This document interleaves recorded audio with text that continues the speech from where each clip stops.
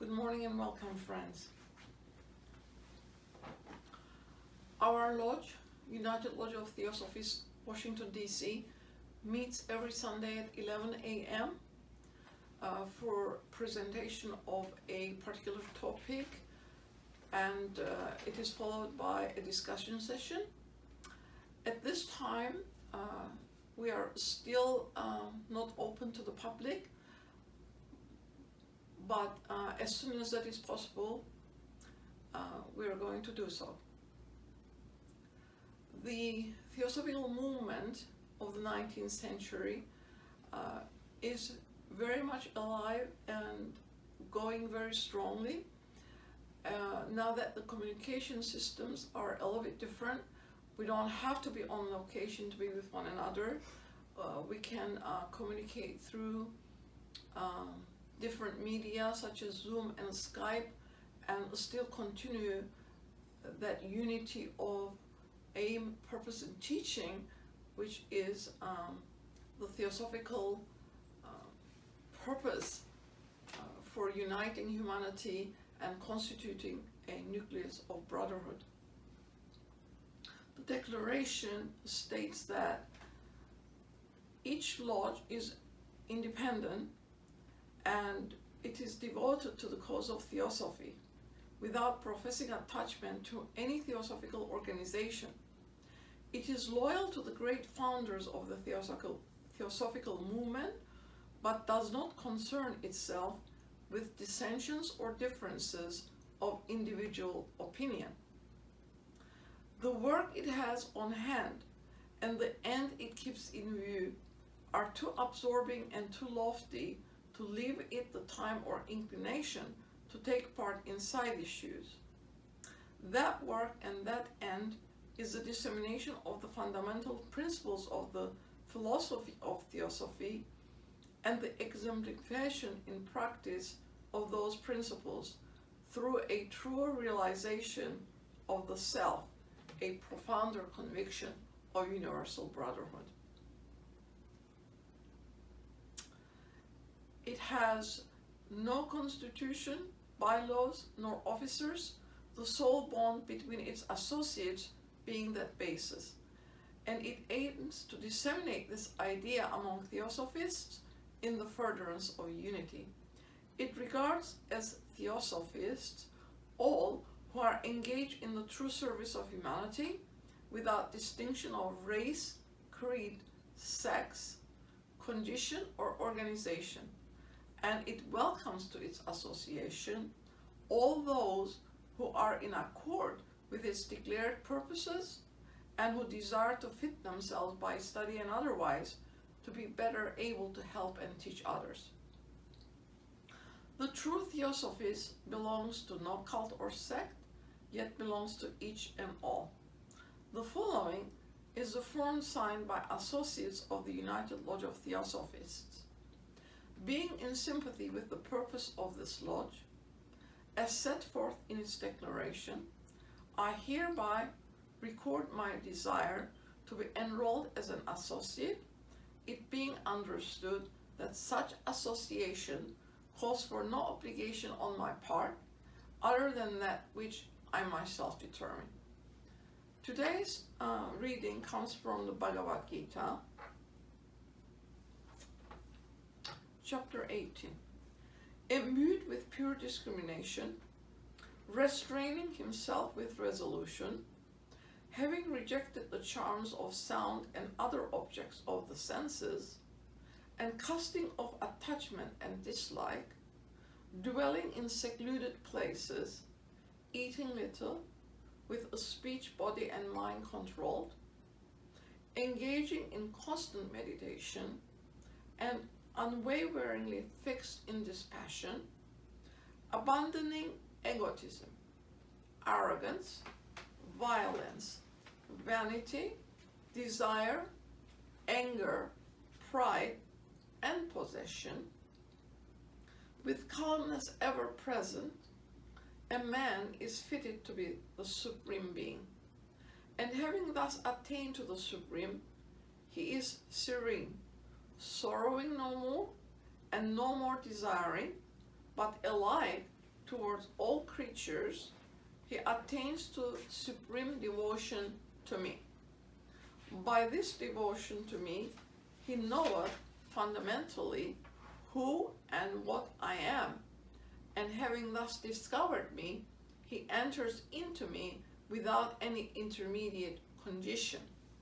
And even the man who is always engaged in action shall attain by my favor to the eternal and incorruptible, imperishable abode, if he puts his trust in me alone. With thy heart place all thy works on me, prefer me to all else, exercise mental devotion continually, and think constantly of me. By so doing, thou shalt by my divine favor surmount every difficulty which surroundeth thee. But if from pride thou wilt not listen to my words, thou shalt undoubtedly be lost. And if, indulging self-confidence, thou sayest, I will not fight, such a determination will prove itself vain. For the principle of thy nature will impel thee to engage. Being bound by all past karma to thy natural duties, thou, O son of Kunti, wilt involuntarily do from necessity that which in thy folly thou wouldst not do.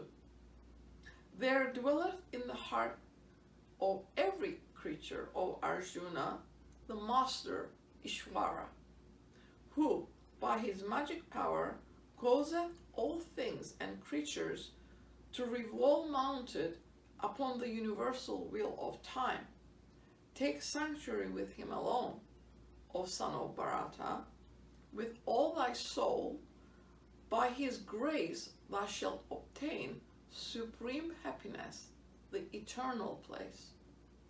Thus have I made known unto thee this knowledge, which is a mystery more secret than secrecy itself. Ponder it fully in thy mind, act as seemeth best unto thee. And now the talk, the power of imagination.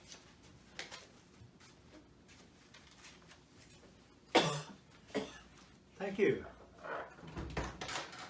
Friends, the January 17, 2018 publication of the Theosophical Movement calls imagination the king faculty. It defines imagination as a faculty of imagining or forming mental images or concepts of what is not actually present in the senses. The term imagination comes from the Latin verb imaginari, number one here. It means to picture oneself, or as Mr. Judge's opinion was that imagination is the image-making power possessed surely by man and inferred in brute creation. It is the ability of the mind to build mental scenes, objects, or events that do not exist. Jim Davies, director of the Science Imagination Laboratory at Carleton University, believes that imagination is used in a whole variety of cognitive processes, including planning, hypothetical reasoning, picturing things in the past or the future, and in design and creativity in engineering and the arts. Also, researchers studying apes and other tool-making animals have reported that they exhibit indications of having imagination, all supporting Mr. Judge's opinion of over 100 years ago. So everyone possesses the faculty of imagination. But the faculty of imagination tends to get atrophied unless trained and exercised. A child may be more fascinated with a large box containing a toy than the toy itself, imagining the box to be a spaceship or something else. There is a growing concern that television, video games, internet, and other forms of electronic entertainment have an adverse effect on the creative thinking of the children. Psychologist Jonathan Schooler of the University of California believes that those who pay attention to their daydreams are likely to harvest creative insights from their reveries. Author Vanita Najina reports that not just poets and artists, but scientists and inventors too daydream, as without a dream or a wish, it is said that nothing is possible. Theosophy differentiates between phantasy, daydreaming, and imagination. Number 3, fancy is the mechanical and passive operations of one's mind to accumulate and store data.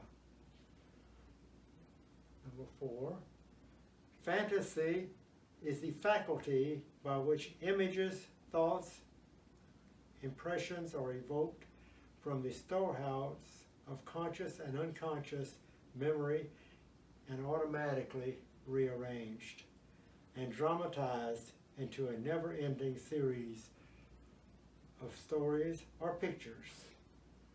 Fantasy is automatic and operates without control of the ego. Number 5, daydreaming is a mild form of fantasy wherein the ego has weak and intermittent control. Fantasy differs from the faculty of number 6, imagination, in which there is a conscious arrangement of impressions and images in the mind. Albert Einstein says that imagination is more important than knowledge, for knowledge is limited to all we now know and understand, while imagination embraces the entire world and all there ever will be to know and understand. Einstein imagined himself running alongside a light wave, a fantasy that ultimately led to his theory of special relativity. The Scottish philosopher David Hume believed that fantasy helps us to move beyond and change our present reality. Leonardo da Vinci's fantastical flying machines paved the way for the Wright brothers. H.G. Wells' novel, The War of the Worlds, inspired the first liquid fuel space rocket. In his work, Samuel T. Coleridge distinguishes between fancy and imagination, saying that fancy rested on the mechanical and passive operations of one's mind to accumulate and store data, while imagination held a mysterious power to extract hidden ideas and meaning from the data. Coleridge argues that a good literary work employs the use of the imagination, which is called Esemplastic imagination. Esemplastic means, number 8 here, having the ability to shape diverse objects or concepts into a unified whole, whereas a poet, for example, takes images, words, and emotions from a number of realms of human endeavor and thought and unifies them all into a single work. Such an accomplishment requires an enormous effort of imagination. In the field of science, one can quote the anecdote from Newton's life when he saw an apple fall to the ground. The conclusion was that our earth draws it. In this case also, we can see esemplastic imagination at work, where Newton reduced his observations of diverse things falling to the ground to one guiding principle, namely the law of gravitational attraction. Number 9. To achieve the desired result, we need to picturize or form a clear mental picture of what we want. When one believes in and is identified with whatever one dreams to achieve, one is more likely to translate it into reality. Henry David Thoreau said, "If you build castles in the air, your work need not be lost. That is where they should be. Now put the foundation under them," he said. Trained imagination can produce an actual image or form in the astral substance which works as a mold. The imagination is the picture-making power of the human mind. In the ordinary average human person, it has not enough training or force to be more than a sort of a dream. But it may be trained, Mr. Judge tells us. Fancy is the decay of the power of imagination, where there is a mixing up of desire, image, and the mind with all its powers. Creative visualization, imagination, and lucid dreaming. With these, there is an awareness and conscious control. Number 10, lucid dreaming. In that, you are aware that you are dreaming and you direct the dreaming. Number 11, in creative visualization, it is learning to imagine the desired outcome. For instance, a person who wants to overcome his fear of swimming might visualize himself jumping into the water and making movements of hands and feet, probably sinking a little and yet not giving up, and finally reaching the other end of the swimming pool. Most of our diseases are caused by fear and wrong imagination. If we would remove that fear and give a right bend to our imagination, then 2/3 of the diseases will vanish, says H.P. Blavatsky. In Isis Unveiled, H.P.B. gives examples of cases of imagination of mothers affecting the astral form in the child in the womb. During pregnancy, women become particularly receptive to influences of the astral light, which assists them in the formation of the child and constantly presents to them the images of the forms with which it is filled. The creative faculty of imagination can fashion the coming child into whatever form she likes. The image of the object making strong impressions on the mother's mind is instantly projected into the astral light. Her magnetic emanations then attract and unite themselves with the descending current which bears the image upon it. It rebounds and repercussing more or less violently impresses itself upon the fetus. Many magical phenomena can be explained on the basis of will and imagination.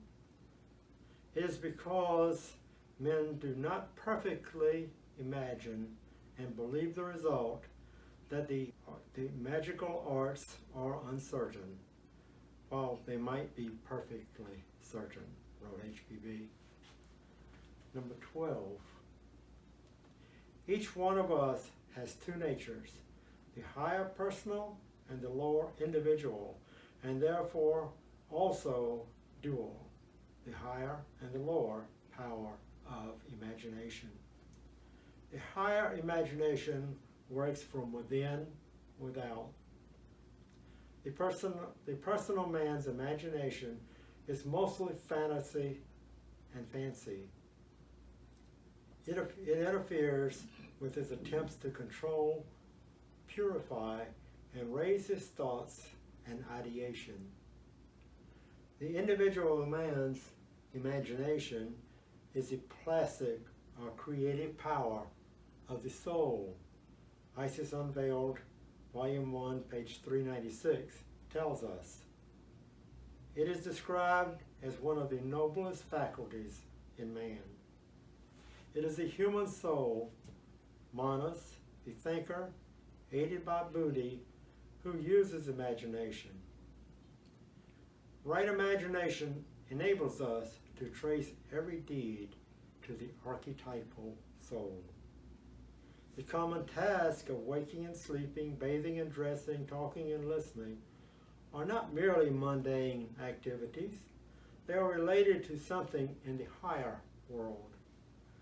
Waking and sleeping correspond to manifestation and non-manifestation.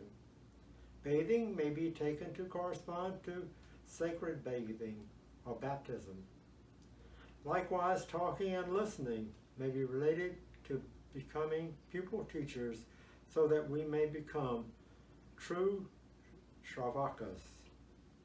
Performing sacramental deeds the whole day, that is to say, seeing in the mundane activities the reflection of the celestial, we grow in holiness, and our faculty of imagination grows strong.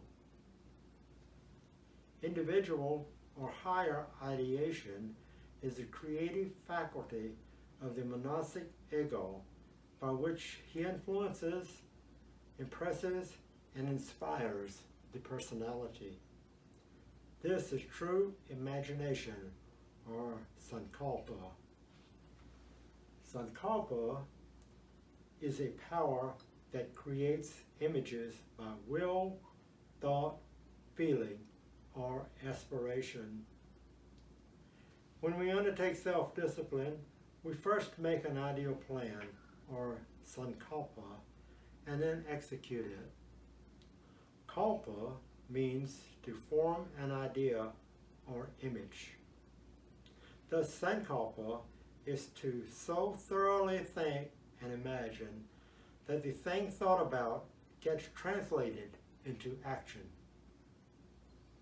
When the personal man leans more and more toward the divine parrot, or Buddhi, he may acquire the knowledge about the nature and character of the imagination power.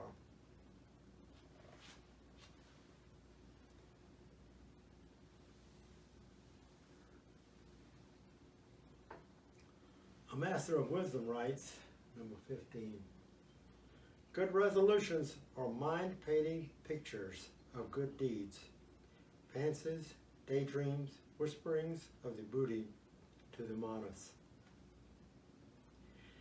If we encourage them, they will not fade away, but grow stronger and stronger until one's whole life becomes the expression and outward proof of the divine motive within. A conscious and cautious arousing of the faculty of the imagination protects a person from a great harm, as impulsive actions are to a large extent eliminated. If one has fought with a person but decides to forget about the quarrel and be friends again, then one can just sit down and vividly imagine, in all details, how one will go and talk to the other person gently. But the other person is not, if the other person is not willing to forget and move on, then he or she may react badly. In which case, one must imagine how one will absorb the shock and be ready to approach the person once again. When initiating an action, the student aspirant can ask himself, does the act uplift both the doer and the deed? Will it evoke spontaneous spiritual reaction in the person who will be affected by the deed? Images thus woven by the imagination do not fade away. When time ripens, they spontaneously move the man to action. For such an exercise, there are certain axiomatic rules, such as truthfulness shall always prevail, purity shall be maintained, and brotherhood shall be preserved through strife. Imagination, when trained, is the constructor in the human workshop. It is therefore the king faculty. Inasmuch as the will cannot do its work if the imagination be it at all weak or untrained, writes Mr. Judge.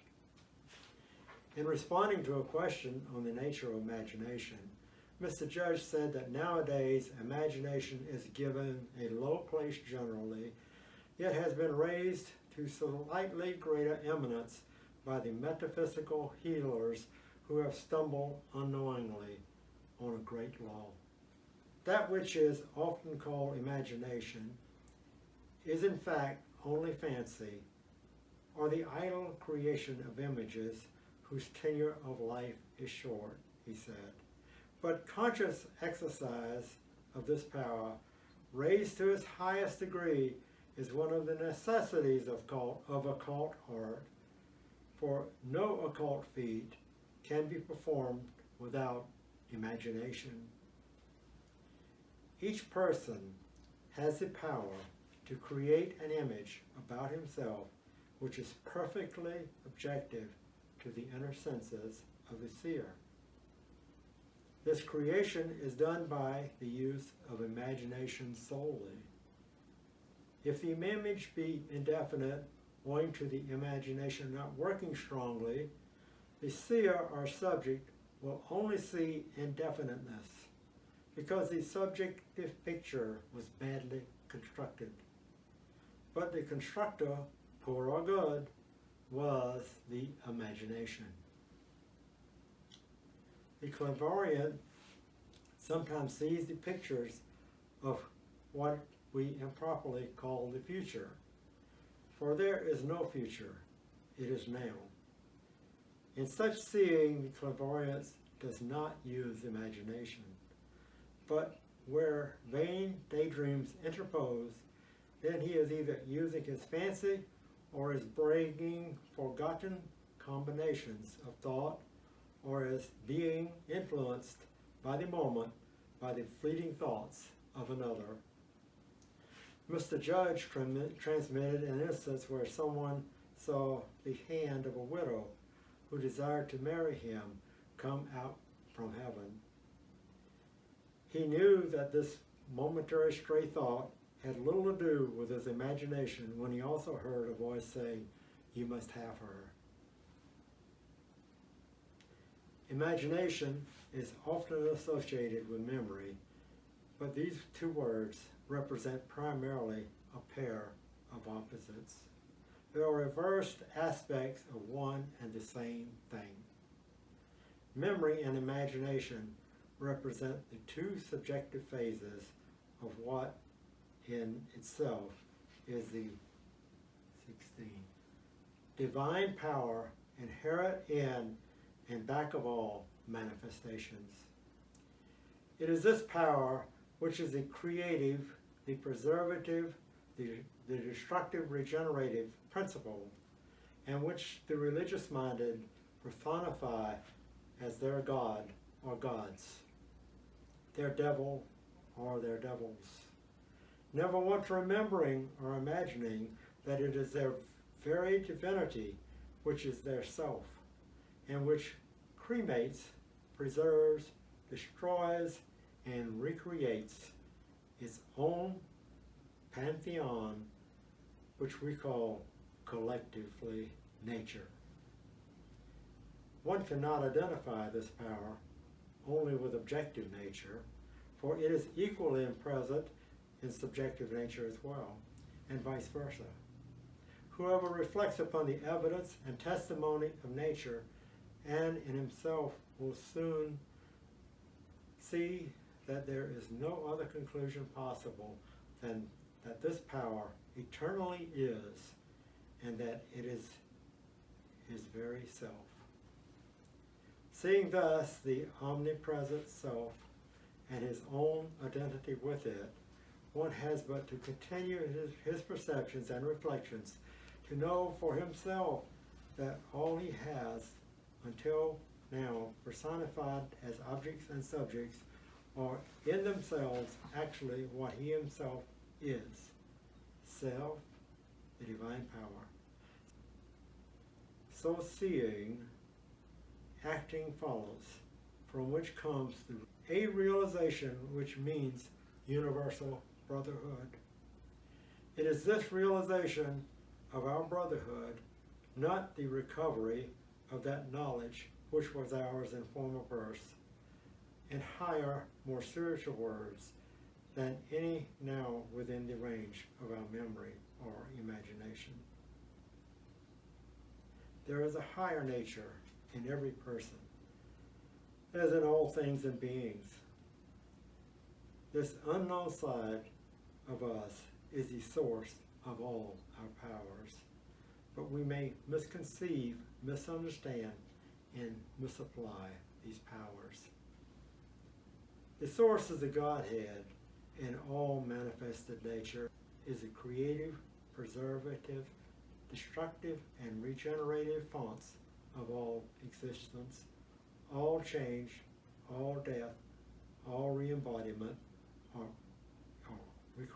reincarnation into new forms of life out of the pre-existing, as any form singly or as all forms collectively.